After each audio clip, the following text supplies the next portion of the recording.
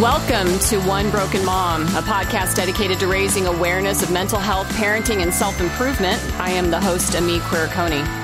One Broken Mom is not a family show. It is meant for adults and contains sometimes adult language. The topics I cover can be serious and unsettling to people. However, I do have a sense of humor laced with a little bit of a punk rock attitude. So if you're interested in real talks about real stuff by real people so that we can all get better together, well, then you're in the right place, and so welcome.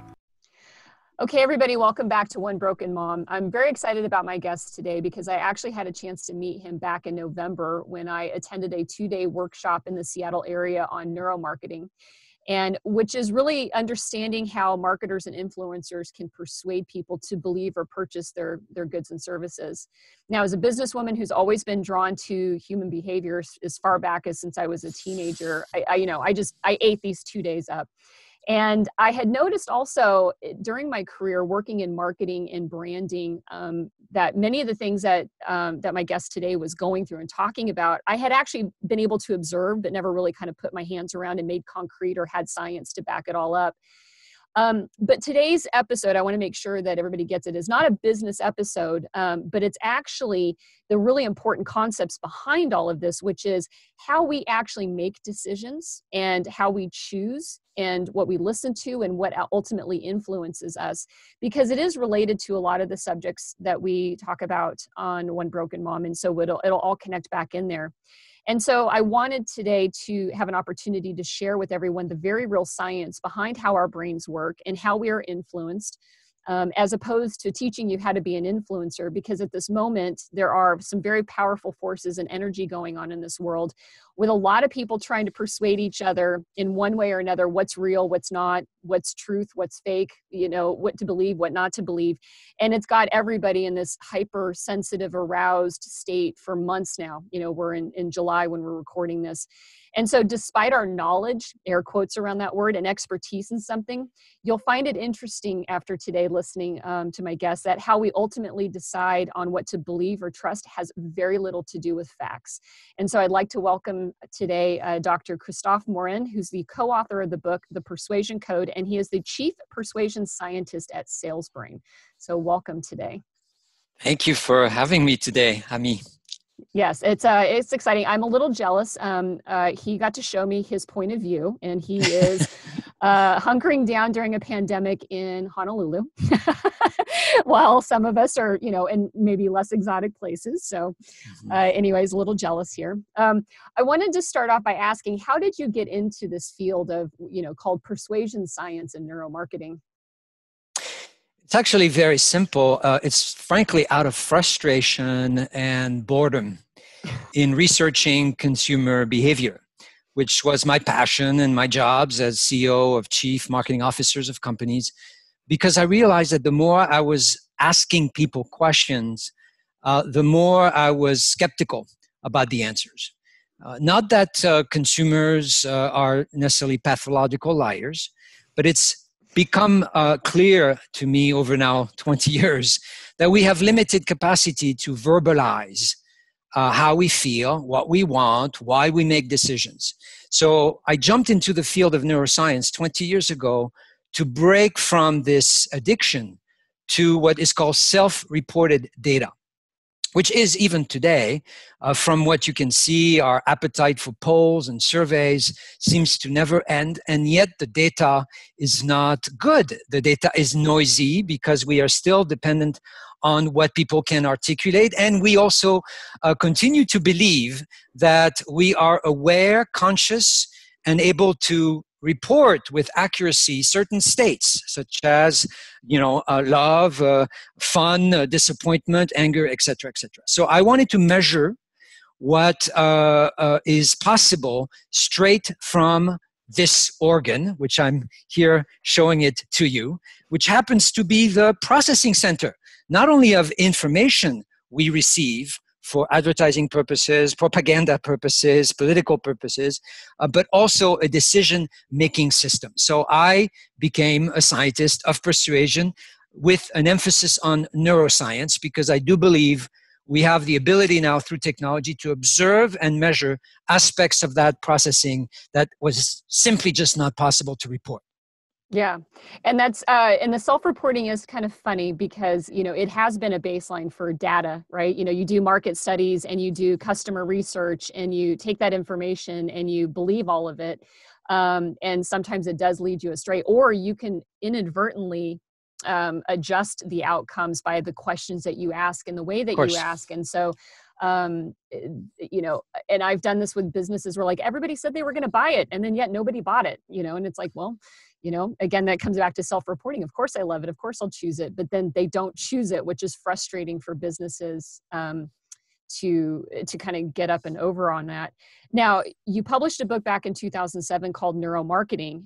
Has anything really changed in this field from just 13 years ago, like in neuroscience or in our understanding of advertising and marketing and messaging? And we'll call it messaging. That way, for people listening, it doesn't get bound up only in business to consumer type of things, but any messages that we receive and how we, Yeah, I like to say that we forget that persuasion is just front and center of our lives, whether we want to persuade a client or whether we want to persuade our kids. This is something we have, as humans, done for thousands of years, and so the field is very old, which means that there's been all kinds of competing theories. And frankly, until 20 years ago, we were making all kinds of assumptions as to what happens really in our mind. So what has happened, which is your question, is a gradual, but frankly, a very slow adoption of these methods by which we can, monitor people's brain activity, look at the way they track visually on a website. All these methods are, in a sense, a little more complicated, require a little more education. And as humans, we are creatures of habits. So when you create so much disruption in a field like advertising or marketing research or communication research, it doesn't happen overnight. There was quite a bit of resistance, quite a bit of skepticism, which is normal.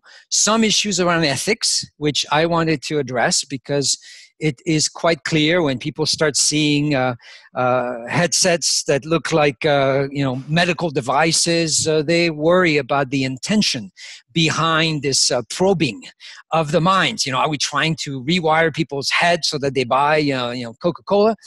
So there were all kinds of conversations that we had to address.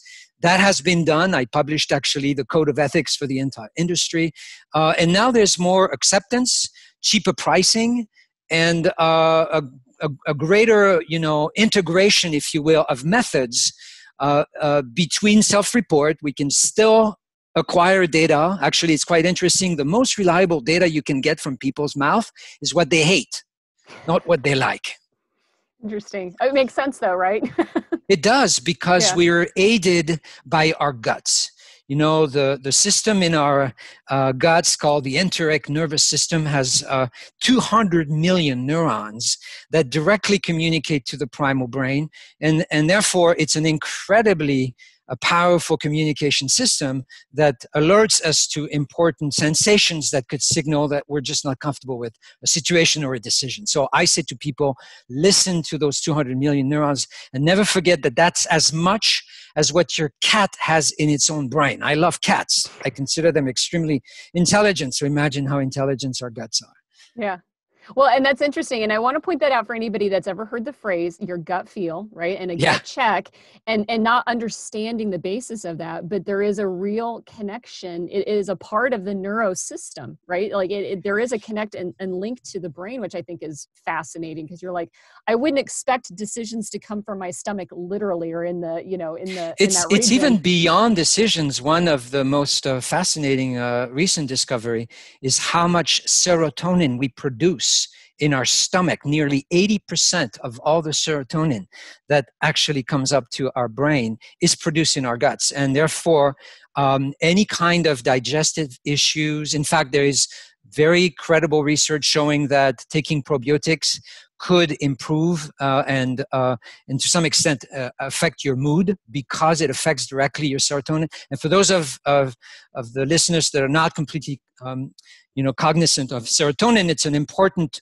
neurotransmitter. It's one of those chemicals that communicate between our neurons, but it's the most important neurotransmitter to regulate our moods, and particularly to sometimes in quantities that people don't have, to make you not feel as depressed, as sad, etc. Mm-hmm. Yeah, that's great. And I'm glad that you went through that and explained that for folks, because we kind of touch on it, but I've never had anybody just kind of like break down. I mean, you could do a whole show talking about every neurochemical there is and what its function is. But I think for people that do, have depression and anxiety, you know, that there are uptakes that you take for that. Now, I want to start then, because you mentioned the word primal brain. You've held up. So for the listeners, if you want to see some of the visuals that Christophe has, you can go to the YouTube and see, because he's got these really great visuals that he's incorporating here. But there is two competing parts of our brain that are working, in the systems that are here. And one we think is actually driving our decisions and our choices, and the other one is actually driving that control. So can you start to talk about that? Absolutely. So I'll go back to my prop, because it's probably the easiest way to do it. This is half of your brain, so don't get too worried as you see it. But it's only 3 pounds, mostly water.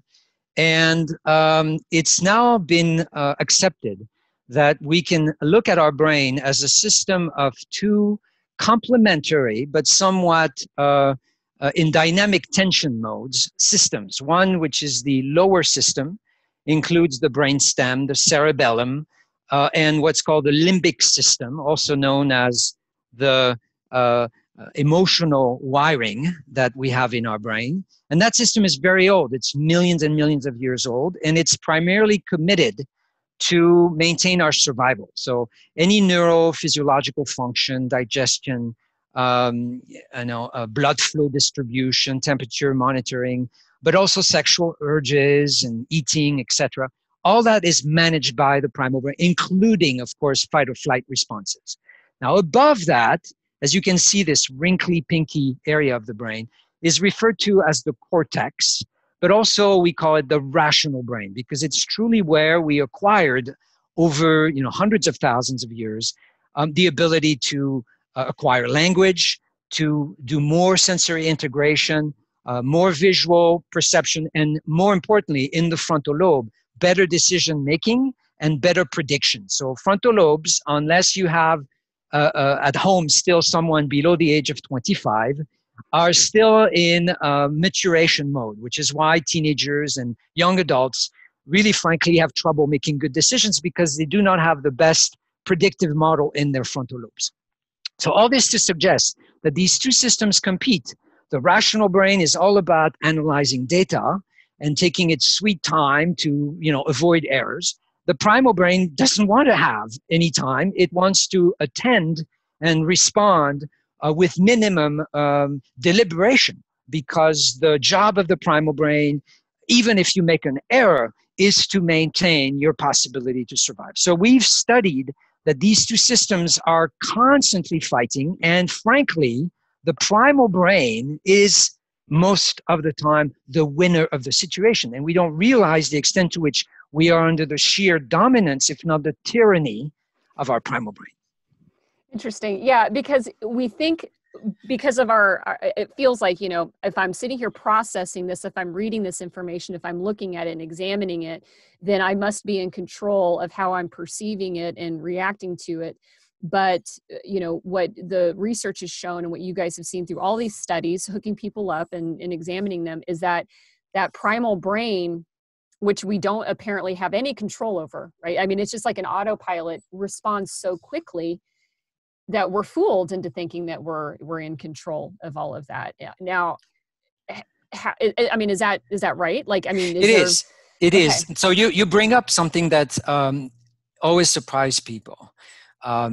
Never forget that our experience of life is requiring what's called consciousness. All right. So the term, of course, is a big word, and I don't want to bring up, all kinds of philosophical conversations about it. But for a neuroscientist like me, it's only our ability to be aware of an experience and to be able to observe it and, in fact, report it or share it with others. Well, consciousness, number one, is slow. So we're terribly slow in our ability to monitor and process information. I mean, we receive 11 million bits of data to our brain every second. And we have the ability to process 50 bits per second. So our brain is a filtering machine. We just can't process the 30,000 ads that are coming to our brain every single day. And that processing, that filtering is done without consciousness. Imagine if we had to be aware and conscious of all the things that we're selecting. It would be exhausting. So we have two lives, if you will. We have a conscious life, which is slow and is a very narrow bandwidth that we are able to observe and see. And then we have this huge aspect called subconscious, unconscious. There are all kinds of terms, but it's fast and it needs to in order to save our lives and to build upon practice and habits, which some of them have been encoded in our DNA for millions of years. I mean, we are afraid of snakes before we even know what they are. Why? Because that information clearly has been encoded in our DNA to make sure that in our primal brain we have that software that says, hey, this is a snake, don't get to it. And we do. Right. So again, it's so the concept, and like I said, it is kind of mind-blowing, right? Because the consciousness of seeing something, hearing something, and making a decision that you validate at the conscious level. Like, I chose to do this because I see that A, B, and C align with me. But what your experience has shown is that that decision didn't come from A, B, and C. It came from something else in there. It made you believe that you made a conscious decision, but it's really a subconscious choice. That's right. So our bias is to rationalize most of our behavior and beliefs. And we're really good at that. We're, as you know, always able to rationalize even a pretty stupid decision. These are patterns that we have in our brain, and they get us into huge trouble. I mean, the discourse and the fights over these arguments that we see now are mostly based on interpretation, on perceptions. They're not based, as you said earlier, on facts. Why? Because facts, particularly if you're talking numbers, ideas, thoughts, just don't go to the primal brain. The primal brain doesn't have the software to decode text. But the primal brain can decode 5-second of video, and that's why it's one of the most manipulative piece of media you can see today to shift views. And those videos do reflect to some extent that something does exist. It may be way more spread than you would think. For instance, describing that, protesters in Seattle are all looters. Well, you just show me 5 seconds to my primal brain of people looting, and my primal brain goes, well, the world is ending.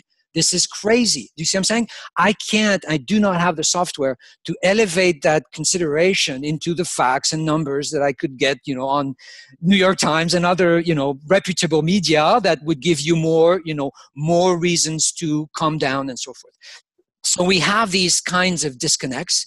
And until we can step out of our primal brain, which does require effort, which is the point of my new book, The Serenity Code, but until you can become, a master at stepping out and observe some of those patterns and biases, you're going to be trapped in them. Mm-hmm. Well, and so what I sit there and think about is anybody that's listening, or anytime you have this conversation with somebody and they tell you you're wrong. Well, you're wrong. I'm not being motivated by fear or pleasure or anything like that. I'm a logical person. Of course. And so obviously, other people are persuaded by fear, but that's not me, which we see that argument like in social media right now of like, shaming other people for being fear driven because for some reason they're impenetrable to that. And I'd like to think that after kind of, reading your book and taking workshops with you, that even those of us who think that we're purely logical aren't as logical as we think we are. Of course. I mean, it's very difficult to accept our flaws. It's very difficult to have the humility and courage to describe, patterns of decisions or positions and beliefs that are all questionable. We have pride. Most of us do. And so it takes courage to really step out of your patterns and biases. This field, by the way, of bias analysis has exploded. It's now an entire field of research called cognitive biases. There are 188 of those biases that have received names. For instance, loss aversion bias. We all know, even though we may say otherwise, that we are going to make decisions that are motivated by this fear of loss.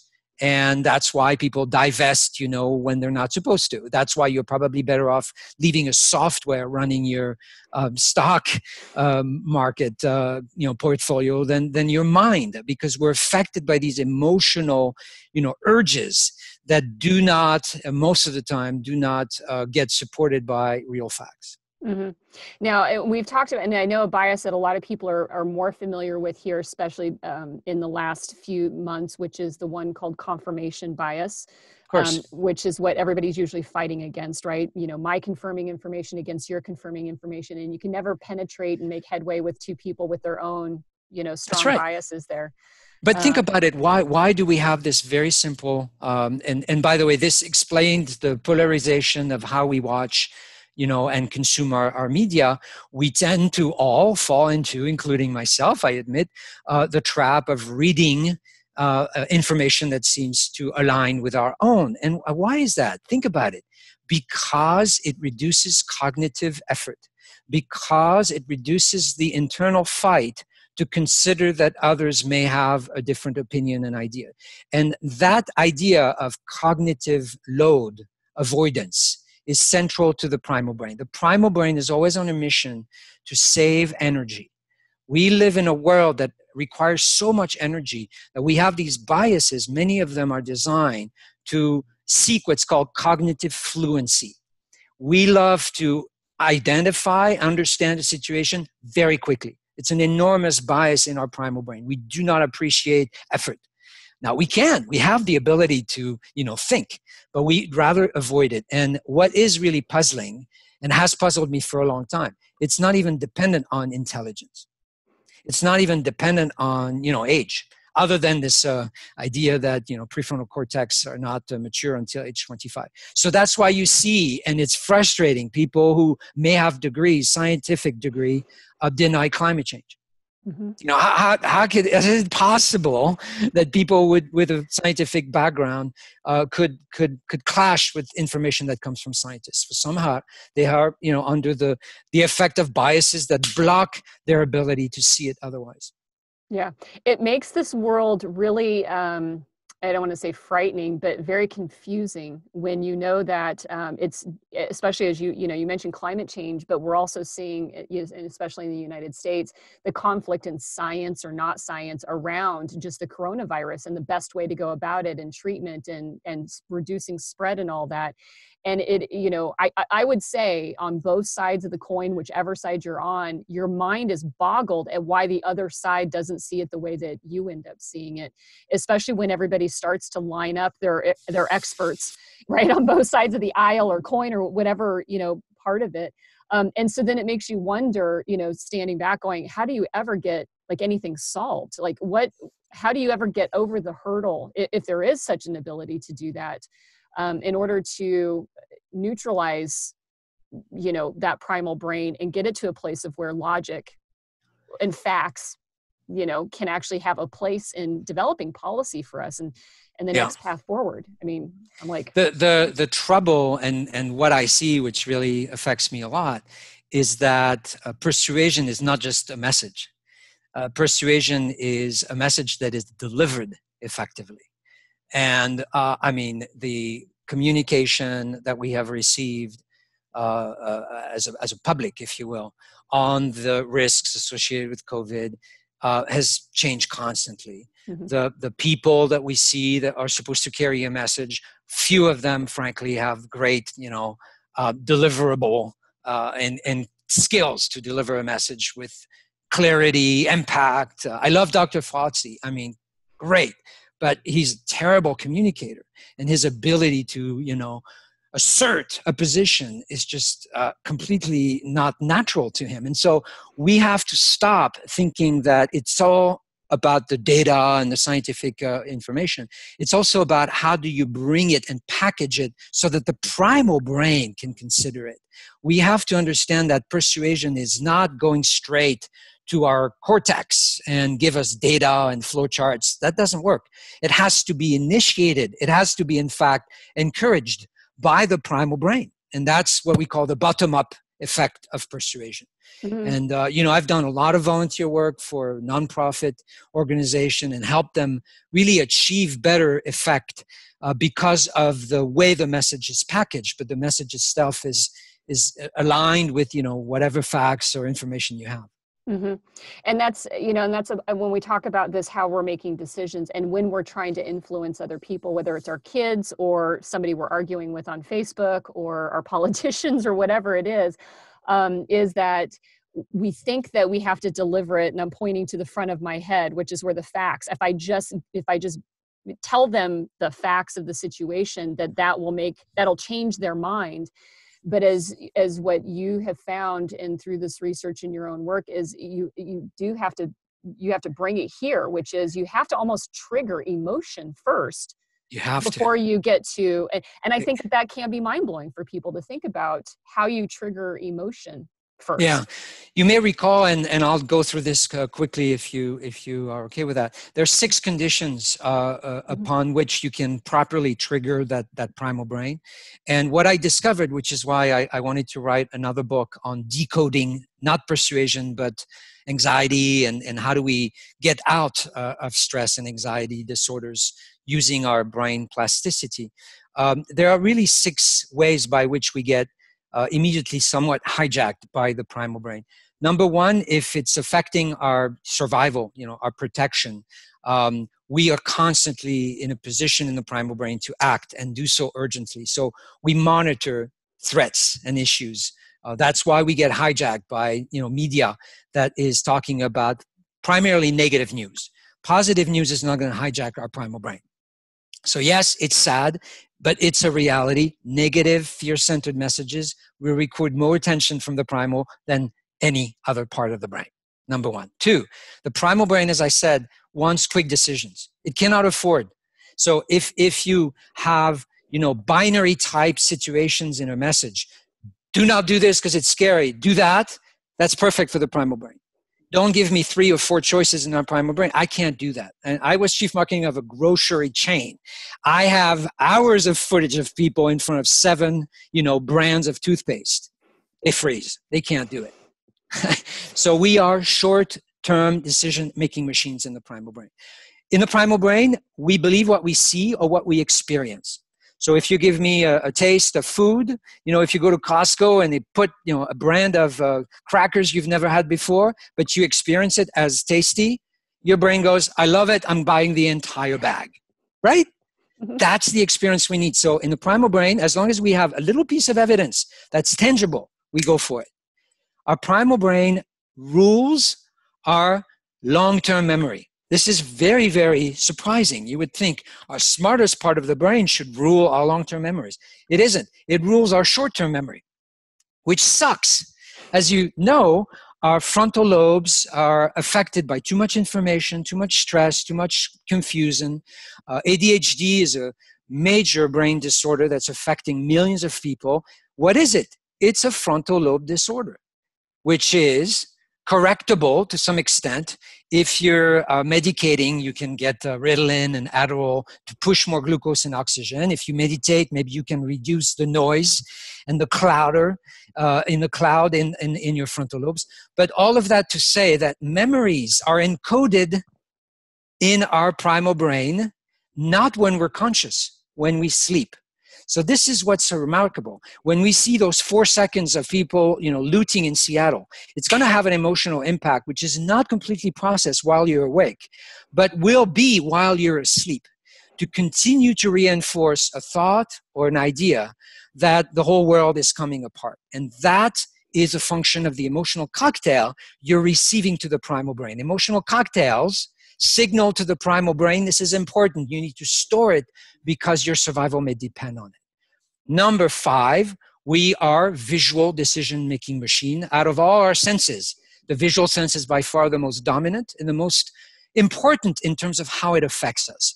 So anything that you have to say, a story, has to be ideally depicted as, frames together, that's called video, or pictures, And that is far more effective than obviously using words and other ways to communicate. And finally, and I've already mentioned it, the role of emotion is critical. In our primal brain, if we don't have an emotional cocktail, nothing of importance has happened, right? So when you put all these conditions together, you can see now those events that have all these 6 properties are events that receive priority. And those priorities make our primal brain excited, if you will, and ready to make decisions and encode information we call memories. Mm-hmm. And that's a great breakdown. And I remember when you went through that in the class. It's also in the book. So for people that want to follow through with that, and it's a strong part of the training that you do.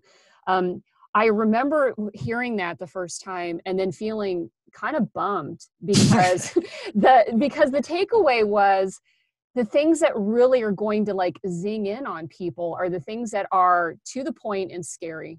Yeah. You know, I mean, and we did talk about that, you know, when you think about it again, when we talk about code of ethics, and I'm glad that you addressed that, because looking at it from an ethical standpoint of, okay, I'll be able to get my message through if I can just terrorize everybody or terrify them and get them all scared, and that I'm the solution, whatever I am, you know, whether I'm a business or, you know, a politician, that's how I can motivate. And, you know, and then also, you know, that's how, to be honest with you, and for anybody that's listening, that tends to be why abusive situations become difficult to become extricated from, because that abuse is tapping into that emotional cocktail, and that particularly that survival fear.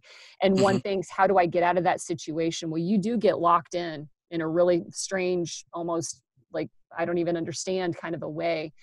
And so, you know, I want to know, besides all that, there are ways though to be able to still penetrate that can be not fear-based, right? Because what I see right now is, to be honest, I follow some politicians on Twitter, and the ones that are commanding Twitter, short messages, a lot of capital letters, a lot of fear, you know, us against them. It's, you know, them against us, it's whatever. And they're the ones driving the narrative that we see. And because they're able to really kind of get to the point. And every time I see them, I think, man, those guys must have some people on their staff that know a little bit about this, you know, because it's effective. And, you know. Yeah, I understand the abuse and the pattern that you're describing has taken over the political, you know, messaging platform. And it is sad. At the same time, I think there's always an opportunity to create a good message that may reawake or point to a worry or frustration without necessarily be a fear-mongering message. And so certainly in business, over 20 years, we've managed to guide lots of companies to responsibly and honestly depict a situation that requires attention because there's too much risk, too much threat to the business if people don't do anything, and then move to the conversation of, this is, you know, what we do and how the solution is. And that shift, we call that an emotional lift. That lift from problem solution is the most ancient story arc that, you know, most movies and books have. You know, we don't necessarily start the book when, you know, people are happy and have kids and, you know, white picket fence. No, it's somebody is struggling. Somebody is having an issue. And we're, you know, hooked to this idea that, gosh, what's going to happen? You know, our frontal lobe starts kicking in. We want to know, how is the solution, blah, blah, blah. So we have the natural, you know, appetite, if you will, for stories that start, you know, rough, but finish great.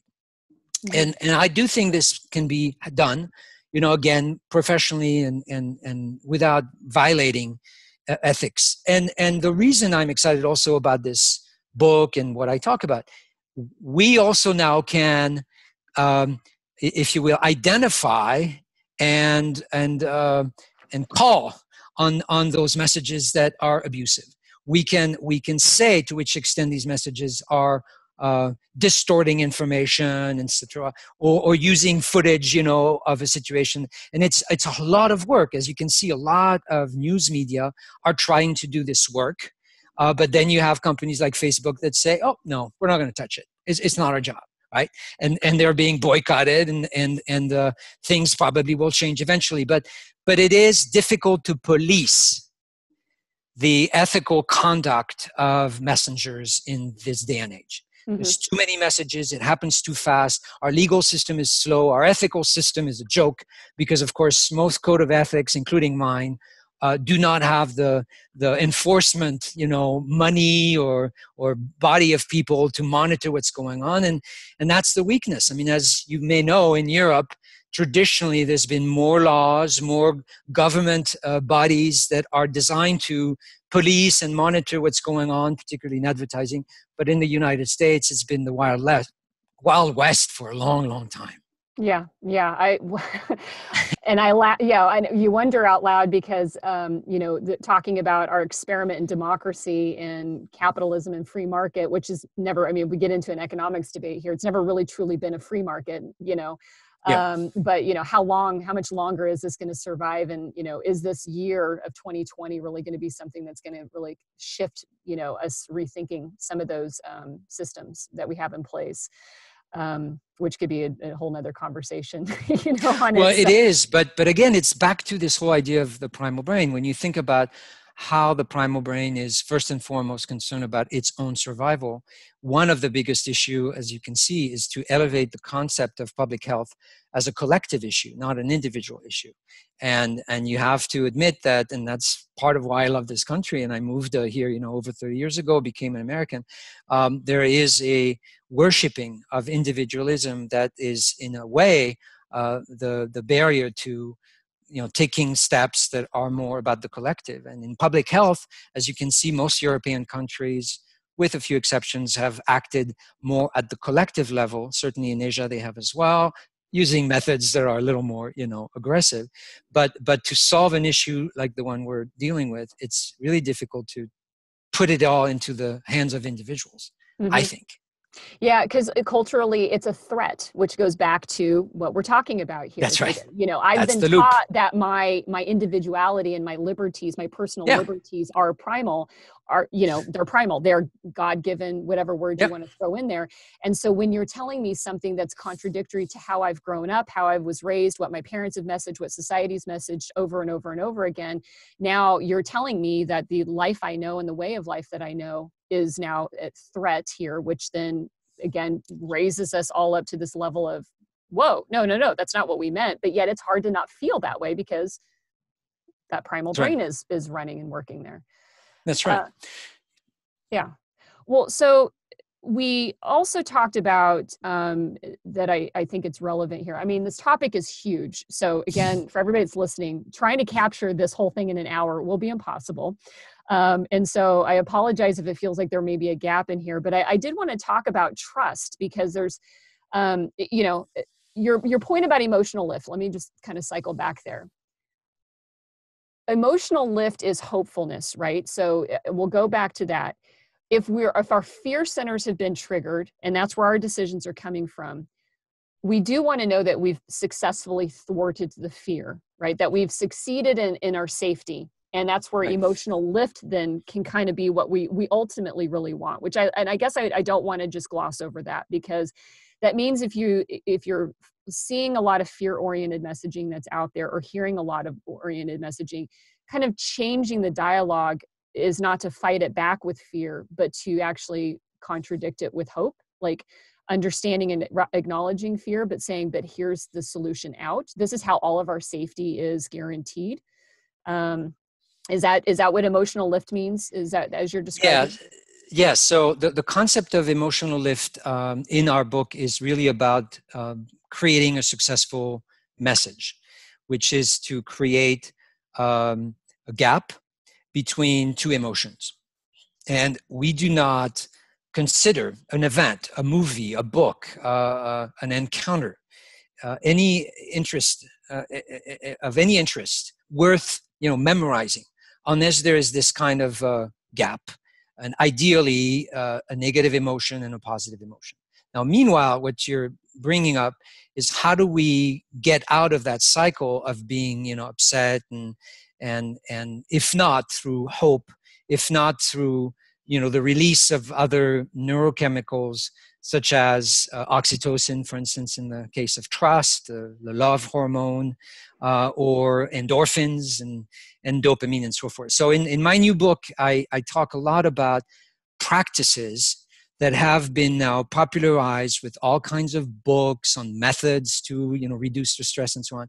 But I wanted people to understand that these practices, whether it's to walk in nature, play with a pet, which is known to release more oxytocin in your brain, listen to music, which also can create more dopamine on your frontal lobe. There's all kinds of methods that we have access to that produces these neurochemicals that will counteract this sort of bottom-up effect of the primal brain. So I want people in this new book to take control of their primal brain, and it will happen with consciousness. So it's a bit agree and work on your personality to some extent. I talk about personality. How do you measure traits, and is it possible to actually rewire certain traits of your personality? Actually, it is. There's been all kinds of new theories now around the fact that we're not necessarily trapped in who we are. We have the power to rewire and change ourselves. And when we do, we can, to some extent, learn to dominate much more what I call the tyranny of the primal brain. And that's not just in that case for purpose of persuading others. It's really for a purpose of getting more, serenity and health and joy in life. Mm-hmm. And that was one of the things that I really wanted to know was, if our decision making is governed by the primal brain, and the primal brain's, triggered most often by a fear of survival or a threat to survival. Let's call it that. Maybe it's not necessarily fear, Yep. but something's threatening survival. Is there a way in which we can be less influenced by some of those messages, especially if those messages are, let's just call them disingenuous? Because, right? Yes. There's a lot of people out there, fewer businesses, but mostly individuals, as we see now, and whether they're in government or they have some sort of interest, at hand that benefits from you being afraid. Yes. To be able to prevent that intrusion into us and the triggering, because it's not just like, hey, get in touch with what your childhood trauma was and then you'll be fine. I mean, we're talking about the threat of survival is the one thing the brain has to do, regardless of what our childhoods were like. It is possible to still, make everybody feel threatened at some point in time. And if that person's intent is not positive, if it's intended to be manipulative, I would like to know what do we do? What can we do to be less influenced by some of those things out there? And it sounds like, the book that you're working on and some of the work that you've been doing and studying that would be useful. So what do you mentioned going out in nature, maybe meditating. What are some other ways, to make that possible? Well, in the book, we really address three functional systems now that need to work together to reduce, anxiety, stress, and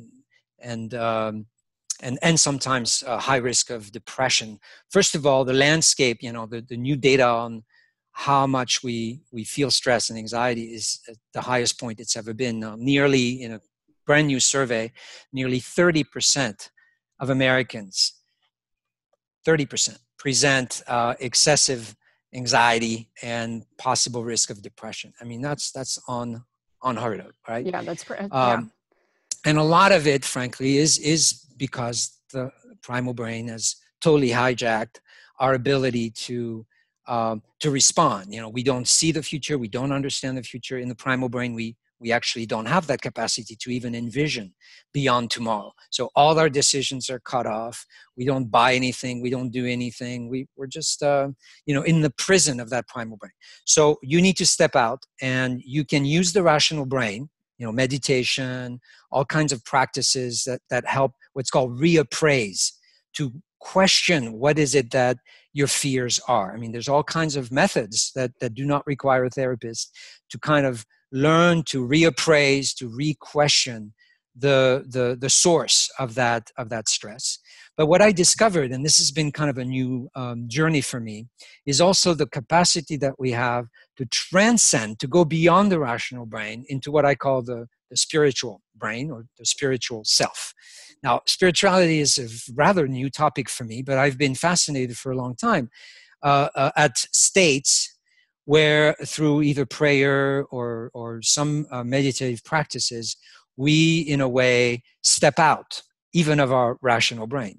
And what I've discovered is a lot of powerful literature on the power of prayer, the power of states that do not necessarily require, religious beliefs, but are known to be extremely helpful and chemically release those kind of cocktails of hormones that can quite not just the primal in that case, but also our rational, because our rational also can be a prison. As you know, we tend to cycle through decisions and assessments of the future and so on. So the third elevation, if you will, called the spiritual self, is where I think we have a lot of potential as humans. So that's kind of where I can leave the book in terms of practices, but also science around reducing naturally stress and anxiety. That's interesting. I wonder with the spiritual, the word in itself, because it does seem to imply that there's a structure and a religion to it. Mm-hmm. It isn't, and again, that's one of those liberties that, Americans tend to fight about as well, is religion in this country. And if there isn't, a way of quantifying or, describing that so that it doesn't get trapped up into a religious debate. I've considered myself spiritual in the sense that, yes, I've practiced different religions through times. It was because of family and, associations, mm-hmm. But, there is something about a higher sense of self and a possibility. I take my methodology is if you can't prove it doesn't exist, I like to keep an open space for it. Yeah, of course. Yeah. That makes more sense to me than it is to say that just because you didn't prove it doesn't exist or there isn't this transcendence or this other possibility out there that therefore it doesn't. It's like, well, no, there's no evidence that it doesn't. So why not? It's like, I don't know, maybe that's the quantum physics or the quantum mechanics of, So I did not take at all, the angle of the religion angle. Mm-hmm. I looked at practices that come with a form of spirituality that have been studied by neuroscientists. One author in the space that I am a big fan of, his name is Andrew Newberg. And Andrew had the courage as a neuroscientist to put monks and nuns into an fMRI. Now, these are the scanners, where you can image blood flow. And what he noticed is when people are in a form of either prayer or meditation, they manage to naturally lock certain areas of the brain that are giving us the sense of self and the sense of location in the world. So the argument of Andrew, who is not at all, religiously inspired, if you will, is I believe that these mental states we can create are effectively liberating us from our limiting view, the single individual view of our body, into a view that is the more oneness experience that many people report. And I thought that was just fascinating. And of course, I've been exploring, these states in my own journey with the help of plant medicine. And for the first time in my life, experience these kinds of transcending moments, which I can now reproduce through prayer or meditation, and really, frankly, give me access to kind of a third level beyond the rational brain. And it has nothing to do with religious belief. It has everything to do, though, with our craving as humans to go beyond that primal prison. And in fact, it's quite interesting. Most scholars on religion will tell you that they believe the popularity and the reason religion became such a big deal for humans is probably to quiet down our primal brain. Mm-hmm. It's interesting. And when you look at the centuries and centuries of, especially Eastern religion and practices with meditation and, its perseverance on this planet, it makes me wonder. I mean, we are not infallible. We've got lots of history missing, in humanity. I mean, eons of history missing in our humanity. So whatever we have in front of us today doesn't mean we know everything, Mm-hmm. and to me, I do believe that it's entirely possible that we've become disconnected in one way or another from some sort of essence that goes back that, speaks to that, because, I've had other people come on here to talk about meditation and the value of meditation in terms of just calming and mindfulness and, and trying to normalize just that practice in itself. Like, you don't have to have long hair and burn a bunch, incense and crystals to really be able to tap into some other part of the brain that is just, but the fact that it's there, I think, is always so interesting, because, like, it exists, it's possible. So what did we lose in our history that disconnected us from that sense of connection with our brain? Like, that would be a fascinating story. Like, when did that get cut out of humanity and taken away, and why? And, and to bring that back in and discover that back is pretty interesting. I mean, I think that's fascinating that you went down that rabbit hole and exploring that. Well, I was not planning it, to be perfectly honest. I have always felt an attraction to this field of public health, mental health. My son has Tourette's syndrome, which is a very complicated disorder, and I've seen him struggle with all these very terrifying symptoms of depression and anxiety and so forth. And so I really, at a personal level, I felt that this journey of how I like to intersect science to a field, obviously persuasion, because I've been a marketing researcher my entire life, but it moved me to this study of neuroscience and, mental health. And that's still a fairly new area of science, and a very well needed area of science, especially right now. Mm-hmm. Yeah, I agree. I totally agree with that. Now, I guess I want to sit there, the topic here was for us to be aware that, especially now, in with a heightened sense of angst, anxiety, whatever is going on in this world. And there's no doubt about it. We've talked about this with other guests many times. We are amplified. We are maybe not entirely hijacked by that primal brain, but it's really close. And it's not ending. Like, I mean, it's just a barrage after a barrage after a barrage that's got months to go. Whatever you want to throw into it, whether you're unemployed and not getting any benefits, or again, who do you think should win the election and who doesn't, and masks, no masks, opening. I mean, there's so much noise out there just blasting us, all hitting us. I'm pointing down to my neck, because it's hitting us here. Yep. So I wanted everybody to see that's where we're being driven. So what would be like a moving forward for everybody? If we know that, we can set back and reflect on it. What's your advice for people then, if we now have this sense of awareness that it's, regardless of how much we think that we're using logic and fact, we're starting here. What do we do tomorrow to maybe change our mindset, and wake up tomorrow morning with something new to kind of consider our world differently to kind of help? Yeah. So I go back to those 6, properties or ways by which we get hooked to some extent. And be always in a position to notice, reflect on, an urge that seems to come from a sense of overprotection. Anytime you feel yourself pulled into overprotection, that could be a signal that the primal brain is hijacking you.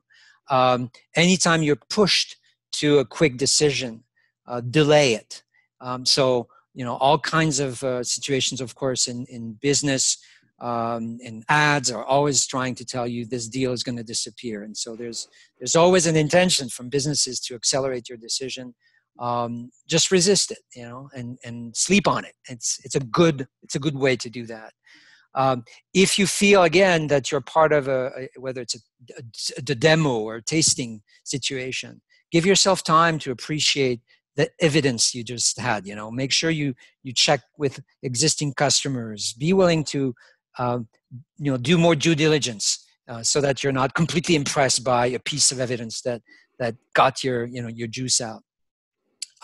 Memory is is a difficult one to control because, as I said, we tend to memorize what's going to happen during our sleep. But we certainly, again, can appreciate if we're very impressed by what we see. And in a way, I've said that to people: cut off your ability to see and use other senses to appreciate, the information that you're getting, and also pay attention to your emotions. I mean, be more competent. Emotional intelligence is been a field of study for a long time, but the more competent you are about appreciating all your emotions, not just the negative but the positive emotions, the more you're going to be able to protect yourself from these emotional moments. Yeah, good. Perfect. I want to give you a chance to talk about Sales Brain. For people that are watching on YouTube, you can see that his background actually has it up there. We were talking about this just in terms of holistically, decision making and stuff like that. But I do know that there are people that have an interest in this, using persuasion for good, is what I like to call it. Whether it's messaging for causes or anything like that. So, what does Sales Brain do? What does your organization do in helping people kind of access this information and leverage it for themselves?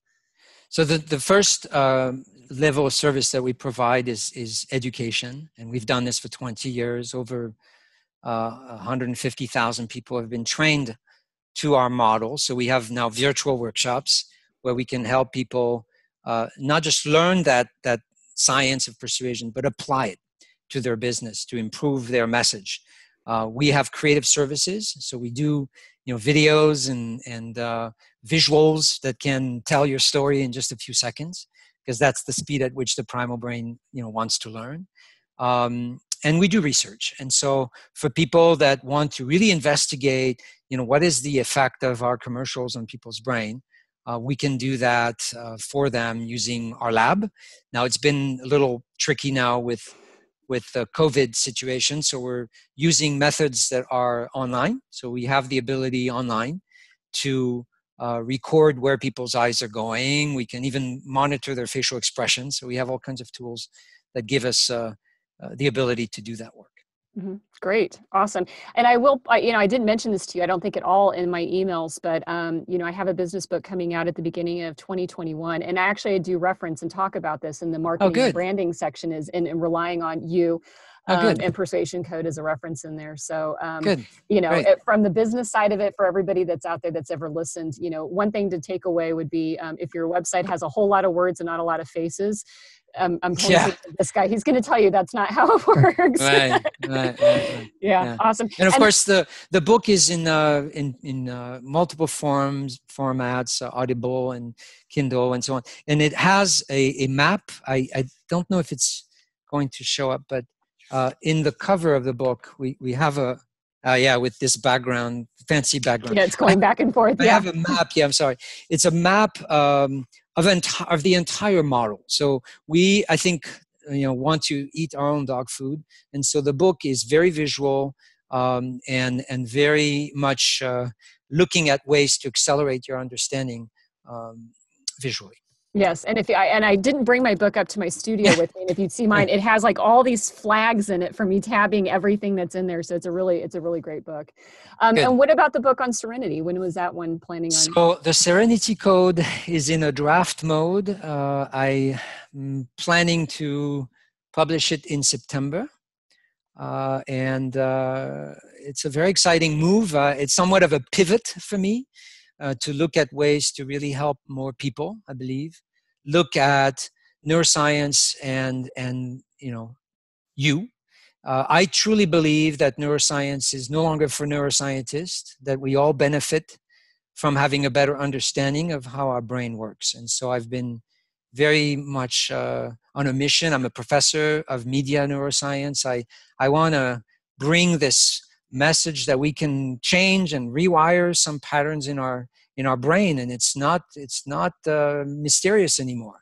It's proven, and so why stay in this state of anxiety and distress if you can regulate and get yourself into a big bath of oxytocin by having a cat? I mean, believe it or not, having a cat or a dog will modify your brain chemistry, and of course, I love animals, but if on top of all that, they have, the power to heal ourselves, it's absolutely amazing. So there's 7 habits that we've identified in the book, and we bring the neuroscience of, walking in nature, having pets, connecting with your breath, connecting with music, stories, and spirit. And so these practices are easy to follow and do not require a lot of mental effort, because I know that doesn't work. Most self-help books are never read because people quit. And we're not really that brave when it comes to working on us. Mm-hmm. Yes, I've had that discussion many times with many people. The self-help industry is at somewhere, I think, around $12 billion a year. Yeah. Like, you could just write the same book over and over again. That's right. And hoping, because people are looking for something that just kind of makes it easy for them. Yeah. So. Yeah. Quick fix. That's what we want. Yeah. Well, I think thank you for inviting me, Ameé. I really appreciate your candor and openness. Yep. Really enjoyed it. Yep, I loved it. This was great. So thank you so much for your time. You're welcome. Thank you. Anytime. Yep.